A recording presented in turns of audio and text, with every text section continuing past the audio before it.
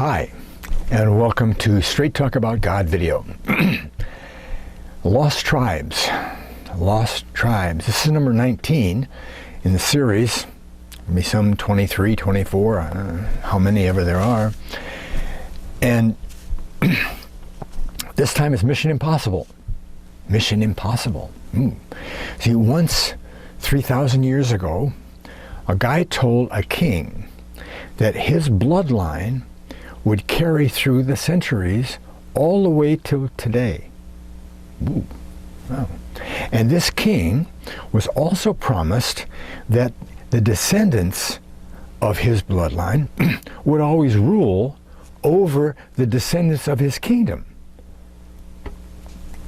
Wow, forever. Incredible. Well, that's why I call it the Davidic Covenant Mission Impossible. How could that? Well, only God could do that, right? Okay. See, because it shows, history shows, that the prophecy was and continues to be fulfilled to right today. While you're listening to this and watching this, it's happening right now today. And in more than one place on the globe. Wow. Okay, just by way of introduction, I'll do a little bit of foundation here. We said at one time that the aim of Straight Talk is to show the Bible's reliability as a historical document, okay? And not only a record of past history, but also, because that's pretty certain, but present history through the investigation of the things prophesied thousands of years ago. Look at the prophecies, look at history. Oh, it came true. Simple. Okay. Well, we've already showed a whole lot, about 3 different segments on the tribe of Dan, how they fulfilled prophecy after prophecy about themselves. They were going to mark the way that they did and be able to tell where the lost tribes would be. They'd make known the locations. We saw how they left their name, marked the way, all the way from southern Russia up all the way through Europe and Northwest Europe and France and Scandinavia and the British Isles, and left their name every place, right? And it ruled Ireland for 200 years. Okay. Let's see, wait a minute, where are we here? Okay. And early on, way early on, we talked about Alexander and the prophecy regarding Tyre, the city of Tyre. Okay? That's found in Ezekiel. Let me read that to you, okay? Ezekiel 26, verses 1 through 5, okay? And it came to pass in the 11th year, in the first day of the month, the word of the Lord came to me, saying, Son of man, because that Tyrus, that's Tyre, the city of Tyre, because that Tyrus has said against Jerusalem, aha, she is broken, that was the gates of the people. She is turned unto me. I shall be replenished. Now she is laid waste. Okay. Therefore, thus saith the Lord God, behold, I am against thee, O Tyrus, and I will cause many nations to come up against thee, as the sea causes waves. They're going to have a lot of wars, a lot of people coming through fighting and, conquering them, okay? And they shall destroy the walls of Tyrus and break down her towers, and I will scrape her dust from her. Wow. And make her like the top of a rock. Verse 5. It shall be a place for the spreading of nets midst the sea, for I have spoken it, the word of God. Okay. Be the spoil of many nations. Wow. Tyre. Well, that came true. That came true. The history of Tyre, you can look that up and see, they were right there near the coast, and they were a big trading center, had a lot of rich and merchants and all that stuff, and anybody who wanted to have an army and come through there down into the Middle East passed right by, and they just said, well, take care of Tyre first, and then we'll go down, maybe Sidon on the way down, you know, and then over to Egypt, and however they were. And Alexander did the exact same thing, okay? But before Alexander got a chance to show up, the people of Tyre said, hey, we had enough of this. And there's an island right offshore, okay? Well, it's like having a big moat around your castle, right? So they just moved the city over off on that island. They built the city over there, you know, left all the rubble and everything. Well, what does Alexander do? He comes through. He can't conquer the city.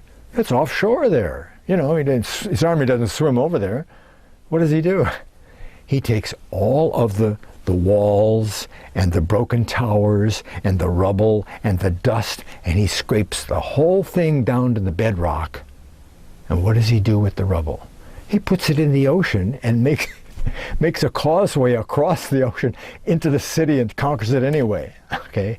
And then from then on, the fishermen used the old city bedrock foundation to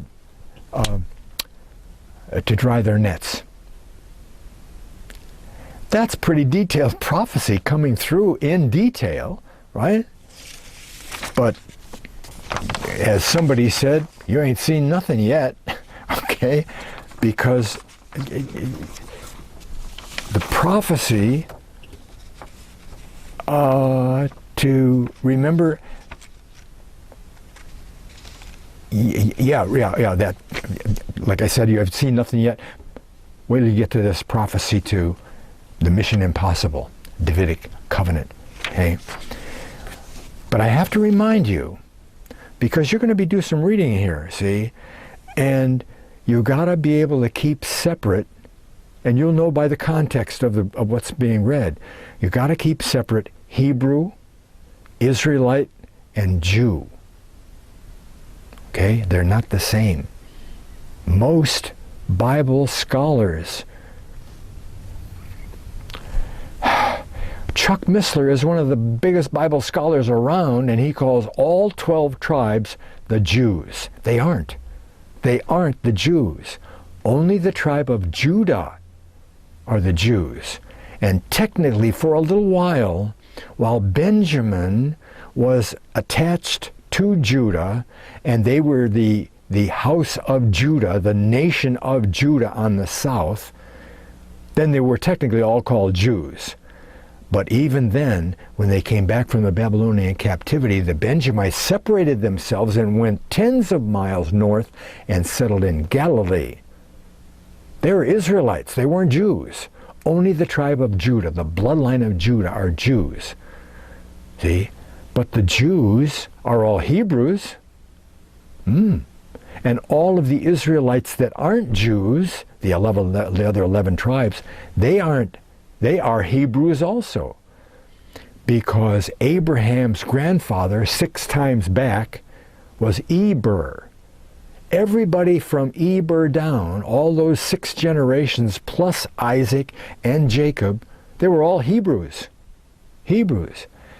Ishmael, Abraham's firstborn son, by Hagar, the handmaid, the Egyptian, Ishmael, they're Hebrews. They're Hebrews. See, you got to be able to know that separation so you can read the right. It's like the names of the house of Israel. Okay? You read along and it says Israel this, Israel that, Israel that, Israel that. And it could be the man, Israel. It could be the whole nation, 12 tribes of Israel, like under David, all 12 tribes into one nation. Okay? Or it could be just the northern nation of Israel, called the house of Israel, and have nothing to do with Judah. You got to know that those things can be separated. Otherwise, you're going to make bad mistakes trying to figure out who this prophecy and that prophecy is made to. And then try to find it in history. I mentioned this early on. Ingersoll, a famous atheist from Britain, he said, no, the Bible isn't true. You can't trust the Bible as a true document. Look, all of the promises and the blessings that God gave to the Jews, they never got. They're not a nation now. They haven't been a nation. They didn't get this blessing and that blessing. And look at what it says here. They never got that. Of course they didn't get it, because all of the birthright wasn't given to the Jews, to Judah. It was given to Israel. Israel. Okay? And specifically to Ephraim, Joseph's son. Jacob gave everything to Joseph except the right to rule the family. He gave that to Judah. And he also said, Judah, you be the depository of God's law. Everything else, which means those major prophecies that Abraham got, that Isaac got, that Jacob got, all three of those got the same prophecies. They all went by primogeniture, by birthright, to Joseph. And then from Joseph to his preeminent son, Ephraim. Okay? Ephraim heads up the whole house of Israel like they did in the Promised Land. So you got to be able to keep those things separate. Now, by way of setting the context, okay, remember in Genesis 49, again, Judah gets to be the king, Joseph gets the birthright. The kings of the line of the man called Judah must reign. Okay, Judah had twins, Pharez and Zara. Zara was the firstborn, Pharez was the secondborn. If Zara and Pharez are around a large group of Israelites, including Jews, they will be the ruling tribe, the ruling family. If Zara is not around, Pharez will rule, because Pharez is out of Judah, and Judah will rule according to Jacob. Okay, got that straight? Judah rules. The house of Israel, the kingdom split in 920 somewhere. Okay, they split, and the house of Israel, the 10 tribes on the north, splits away from David's kingdom, the house of Judah, and they become two separate nations for 200 years. And they're always warring against each other. Just a couple of times during history, they're friends. Most all the times they make war against each other.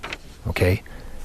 The idea being, get all of the tribes back together again, under Israel, or under Judah, or whatever. A couple of times they get together to fight other enemies. Okay? So the house of Israel is conquered. 721, finally they've taken all away, okay, and nobody's left but Judah, and they migrate from the north of the Mediterranean Sea up through the Caucasus Mountains and under the Black Sea and over the Black Sea over into northwest Europe and the British Isles as the Celts and the Scythians. Okay. Judah is conquered by Babylon, and they're carried into captivity in starting 604, 603 BC. Okay?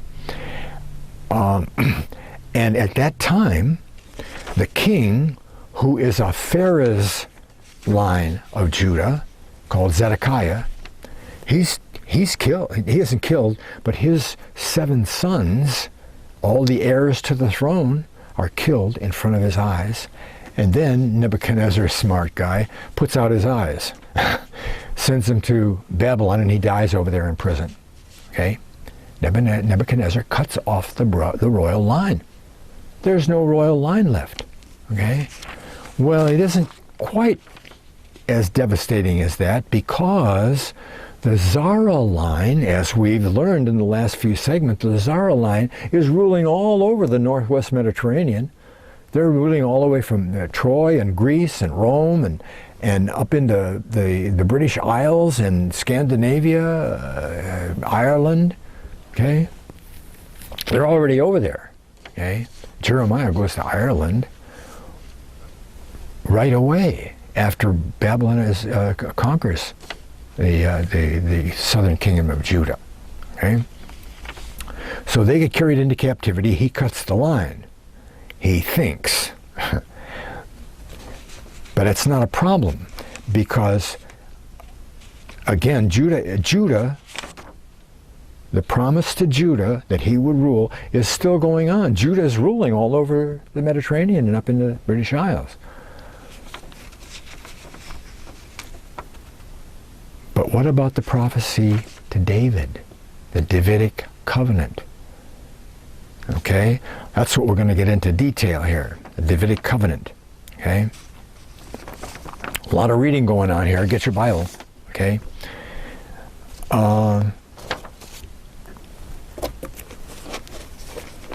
First thing we want to look at is the first time that we know about the actual Davidic Covenant, okay? And that's in 2 Samuel chapter 7 and the whole chapter, actually.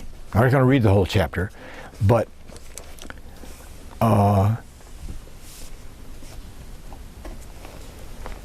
just as background, the Nathan prophet Nathan, okay, is around when David is around, and David says, I want to build a temple, okay? And Nathan says, go ahead, do whatever you want. But God comes to Nathan, he says, no, that's not the way it's going to be. David is not going to build the temple. His son will build the temple. Okay, now you go tell him that. But you also tell him this. And this is what he told him. God says a bunch of stuff, and I was with thee and cut off all your enemies and made you a great name on the earth. Verse 10. Moreover, after I did all of that good stuff for you, made you king, blah, blah, blah, I will appoint a place for my people Israel.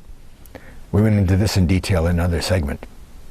And will plant them, that they may dwell in a place of their own, and move no more. Neither shall the children of wickedness afflict them any more as before time. That makes absolutely no sense. David rules for 40 years. And this is down toward the end of his rule. Probably no more than 5 years for the end of his rule. Okay? Well, for 35 years, they've been at peace. He conquered everybody around. His reign covers from the Euphrates River all the way over to the Nile. The whole Middle East is all, and they're giving him tribute and all that. Okay? Peace. Old enemies won't bother him. They're not bothering him now.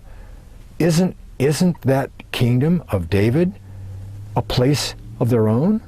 Of course it is. And now Nathan's going to come and say, I will appoint a place for Israel. Not this place, another place.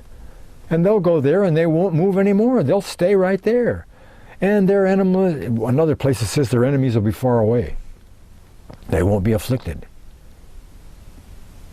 That's the lost tribes over in Britain, Egypt doesn't go over to Britain and conquer them, but they come and conquer Israel a lot. Okay? Verse 11. And since the time I commanded judges to be over my people Israel, I have caused thee to rest from all thine enemies, and the Lord telleth thee that he will make thee an house, a dynasty. Whoa, he's going to have a dynasty. Oh, sons and kings out of his, wow, okay, dynasty. And when thy days are fulfilled, thou shalt sleep with thy fathers, and I will set thy seed after thee, which shall proceed out of thy bowels, and will establish his kingdom. Boom. You're such a good guy, David, that I'm going to establish your son, just like your kingdom. And he shall build the house for my name, and I will establish the throne of his kingdom. I will be his father. Mercy. Okay. And then in 16, he recaps it again. 16. And thine house and thy kingdom, the house and the kingdom. Okay? There's going to be a huge kingdom-like group of Israelites over which David's bloodline will rule. Huh? Established forever before thee. Thy throne shall be established forever. Ah. That's pretty heavy promises. That's not one little city. Okay? This is nations. Abraham's promise is nations and kings all existing at the same time will come out of you. Way down the line in history when there's 1 billion or more of them, like there is today.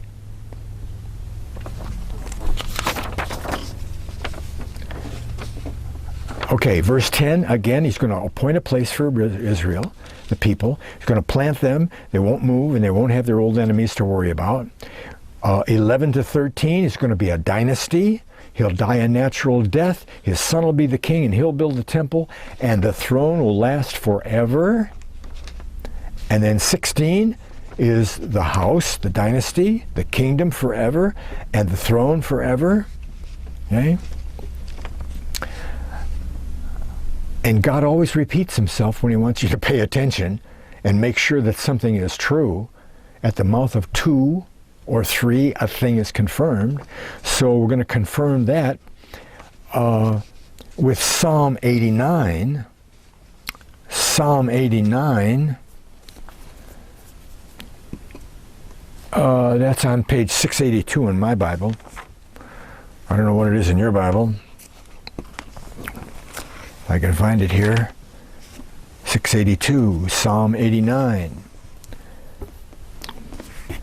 Again, Davidic Covenant. Okay? We're going to take a look at verse 4. See? Thy seed will I establish forever, and build up thy throne to all generations. Now, you might want to argue, oh, well, that's just David repeating what God said over here. You know, that's not. It's not. Because David didn't write Psalm 89. Okay? That was verse 4. Now, jump over to 22. 22 through 29. There's a whole bunch of stuff here. The enemy shall not exact upon him, nor the son of wickedness afflict him. Their old enemies won't bother him anymore. Okay? And I will beat down before him his foes, before his face, and plague them that hate him. But my faithfulness and my mercy shall be with him, and in my name shall his horn, his wealth, his power, his honor be exalted. I will set his hand in the sea and his right hand in the rivers.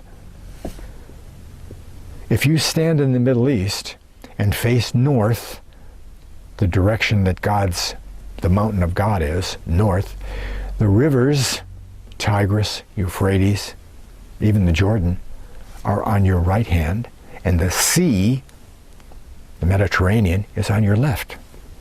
Okay? And verse 29, his seed also will I make to endure forever. His bloodline will not run out. There will always be, somewhere around, there will always be a bloodline person, bloodline of David. Okay? And his throne as the days of heaven. So his rulership, not the chair he sits on, his rulership, the rulership of Israel, which is headed up by a person from David's line, will be found ruling over Israelites forever. Whoa, forever. 34. My covenant I will not break, nor alter the thing that is gone out of my lips. Once I have sworn by my holiness that I will not lie to David. His seed, verse 36, his seed shall endure forever, and his throne as the sun before me. If you can walk out and see the sun, you know that David's line is ruling over Israelites somewhere in the world. Today. Today, that's 3,000 years ago. David ruled 1000 BC. Impossible? Impossible? Jeremiah. Jeremiah 33:17, which is the number for victory and resurrection. For thus saith the Lord, David, this is Jeremiah talking, David shall never want a man to sit on the throne of Israel. No, that's not what it says. It doesn't say the throne of Israel. It says the throne of the house of Israel. And every time that God tells the writer to say house of Israel, it means the northern 10 tribes, with only a very few exceptions. And those exceptions, I will come to one of them, is when it says the whole house of Israel. And then you better look at the context to make sure that it means the 12 tribes, because sometimes it does mean the 12 tribes, but it says whole house of Israel. Okay? Well, we got 4 confirmations. David's line is going to rule, and it's going to be over the Israelites, the house of Israel, and it'll go on forever. I saw the sun this morning. Did you?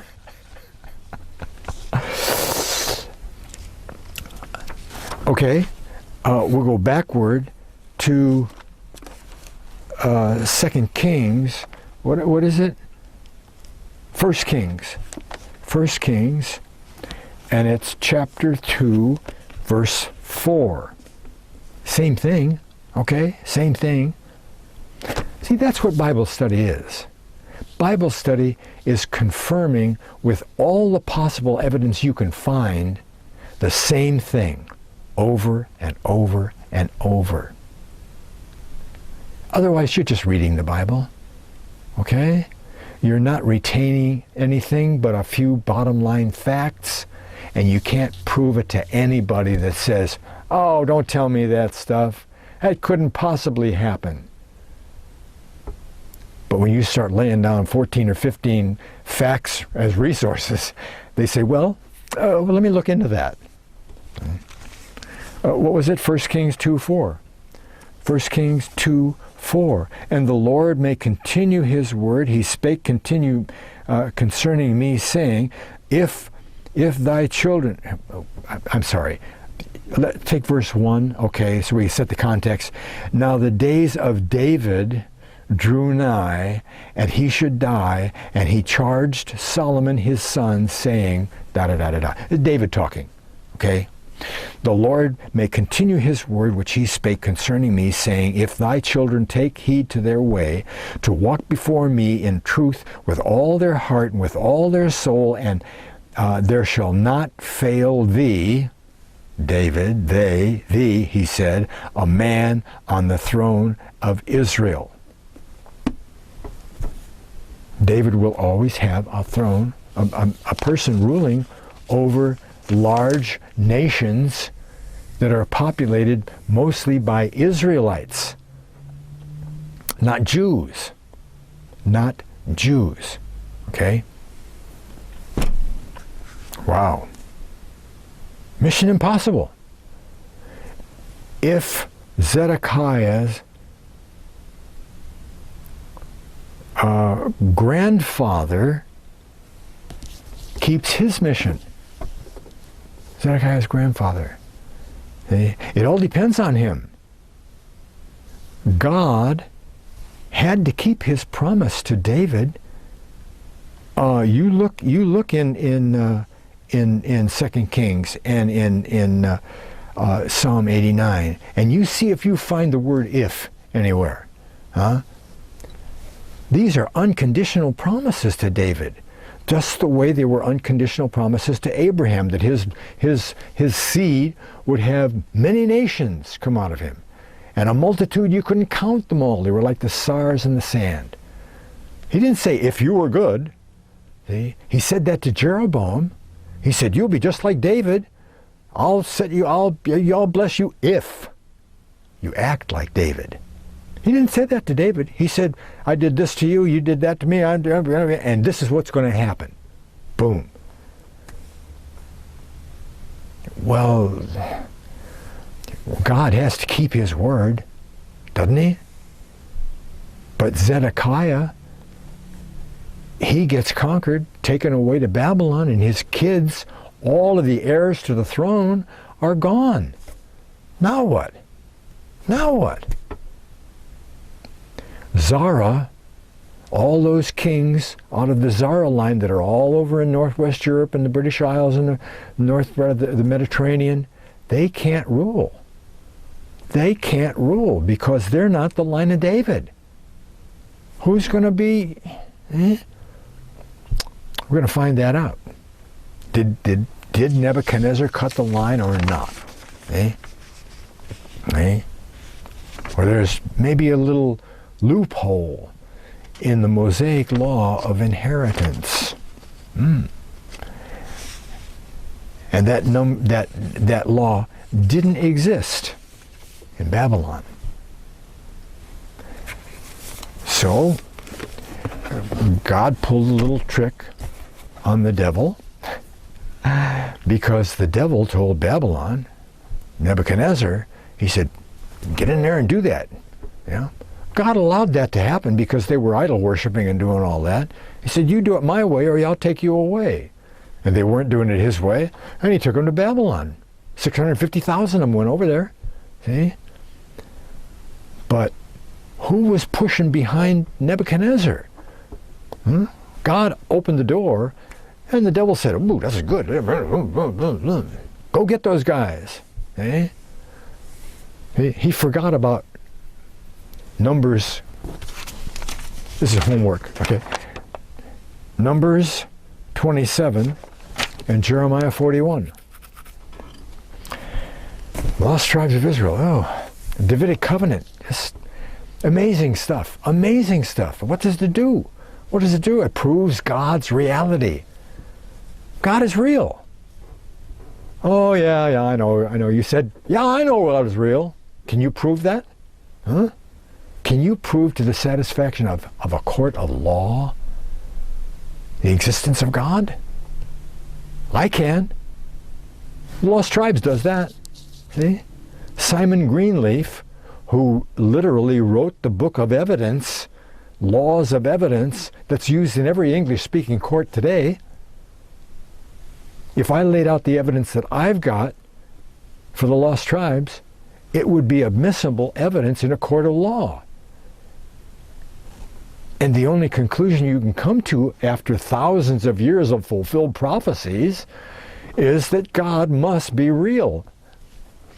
And if he's real, you can trust him. And when the New Testament says, if you trust me, I'll put my spirit inside your body, and I will consider you as righteous and saved, how can you prove that? You can't. Even if you can prove God, you can't prove that. But you can take the fact that you know that God is real and that he wrote the Bible and take a chance on God. Trust what he says when decision time comes. When it's time for decision, you don't look at yourself and your ego and your survival. You say, God said I got to do it this way. People are going to hate me. I'm not going to have enough money. People are going to think I'm crazy. So what? God said it's got to be done this way. Okay, I'll stick one foot in the water, see? And the action of sticking that foot in the water based on something God has said is what activates his promise to put his Spirit in your body. Faithing. Acting in faith. Faith is a verb.